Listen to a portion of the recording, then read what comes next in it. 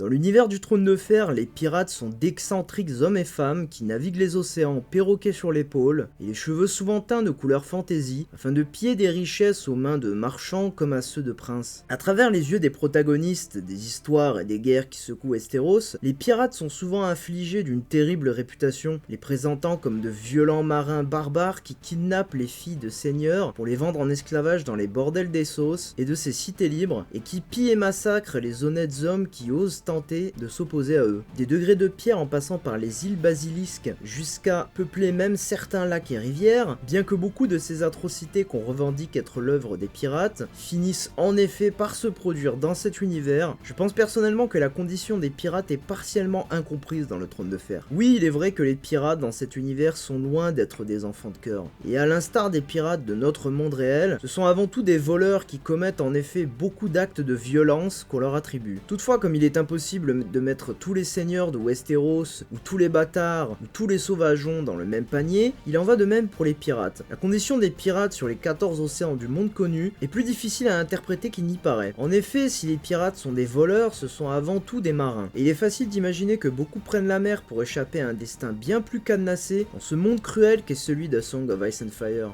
Être un pirate, c'est avant tout être libre. Et c'est d'ailleurs le centre même de l'idéologie pirate. Il ne s'agit pas simplement de voler un souvent plus riche que soi, soit dit en passant, il s'agit principalement de n'avoir ni roi ni maître. À l'instar des sauvageons, les pirates ne sont pas pour la plupart de haute naissance, pas plus qu'ils sont originaires des coins du monde où il est le plus propice de vivre. La plupart font juste partie du commun des mortels, et qu'ils soient originaires d'Essos ou de Westeros, ils doivent souvent choisir très jeunes entre vivre honnêtement, dans des conditions de servitude et de pauvreté, durant le restant de leur vie, ou de prendre la mer et de devenir un redoutable guerrier des océans. Beaucoup choisissent la dernière option, et cette idée est représentée par les endroits que les pirates ont l'habitude d'occuper, des îles délaissées qui n'appartiennent souvent à aucune vraie puissance politique stable, et où ils peuvent régner en maître à l'instar des degrés de pierre. Oui, les pirates ne sont pas des saints, mais ils vivent non seulement dans un monde où il vaut mieux tuer plutôt qu'être tué, mais en plus, faire partie du bas peuple les condamne largement à une existence misérable où les plaisirs sont réservés aux élites et à la royauté. Et de leur point de vue, il est facile d'entrevoir pourquoi la condition de pirate est sûrement la meilleure pour n'importe quel habitant du bas peuple de cet univers. La grande différence culturelle entre Westeros et Essos, c'est qu'à Essos, l'esclavage est légal. À Westeros, c'est le servage du système féodal qui prime. Cependant, il existe une différence réelle extrêmement nuancée entre ces deux concepts, et votre niveau de vie ainsi que votre degré de liberté réelle, entre être un serf et être un esclave, dépendra principalement de votre proximité géographique avec le pouvoir en place. En effet, un serf dans un village perdu au fin fond de Westeros n'a pratiquement aucune chance de ne jamais voir sa condition être élevée, voire même de quitter son village. Je le rappelle, à cette époque, si tous sont paysans, c'est pour se nourrir eux-mêmes ainsi que leur seigneur lige. Ce n'est ni un choix ni un métier. Toutefois, un serf qui a la chance d'habiter dans une grande ville comme Port-Réal ou Ville-Vieille, lui, sera en général artisan, marchand, forgeron, intendant, et aura beaucoup plus de chances de voir la condition de ses descendants s'améliorer s'il en a les talents, mais il ne représente pas du tout la majorité. Je rappelle aussi qu'il est quasiment impossible pour les paysans de voyager à cette époque de par un manque de moyens cruels. On le voit notamment à travers les rares personnages provenant du bas peuple qui arrivent à se faire connaître dans l'histoire, principalement peuplés de nobles seigneurs et de rois, comme Duncan le Grand ou Sir Davos Mervaux, voire même de Ulf le Blanc. Tous sont nés du bas peuple, oui, mais du bas peuple de Port-Réal, pas de celui des paysans. L'avantage d'être un serf, c'est la détention théorique d'une liberté qui dans les faits n'existe pas vraiment, étant donné que votre seigneur lige est propriétaire de vous, mais il est toutefois censé vous défendre contre les ingérences des autres seigneurs et de leurs hommes. Dans la vraie vie, on est tous d'accord à dire qu'il n'y a aucun avantage à être un esclave. Vous êtes totalement démunis de liberté, l'on fait de vous une marchandise, et on a le droit d'abuser de vous de toutes les manières les plus sordides sans aucune forme de répercussion. Cependant, il y a une lueur d'espoir dans l'esclavage comme il est conçu à Essos qui n'existe pas dans le servage. C'est justement parce que vous êtes vendu que vos talents peuvent vous faire gagner une place prestigieuse dans la sphère d'influence des cités libres. Comme le démontre Tyrion Lannister quand il est capturé par des pirates puis vendu en esclavage, vos talents comptent pour les maîtres. Et dans les cités de la baie des Cerfs, les esclaves ne se voient pas uniquement attribuer les tâches les plus laborieuses. Le démontre cet esclave affranchi qui quérit Daenerys à Myrine, lui demandant de lui permettre de rester avec son ancien maître, qui le traitait bien et qui l'avait fait précepteur de ses propres enfants. Paradoxalement, il existe une plus grande place pour la méritocratie dans l'esclavage essoci qu'il en existe dans le servage l'esclavage ouestrien. Cependant, le même problème concernant la proximité géographique rentre aussi en compte ici, car il est de meilleurs augures d'être un esclave à Myrine ou à Yonkai que de l'être au bon milieu de leur possession, car il ne faut pas oublier que même si les cités libres sont avant tout des cités-états, ce ne sont pas juste des cités, ce qui signifie qu'elles possèdent énormément de terres en dehors de l'enceinte de leur ville capitale. Certains me diront alors que l'avantage d'être un esclave dans l'univers Game of Thrones,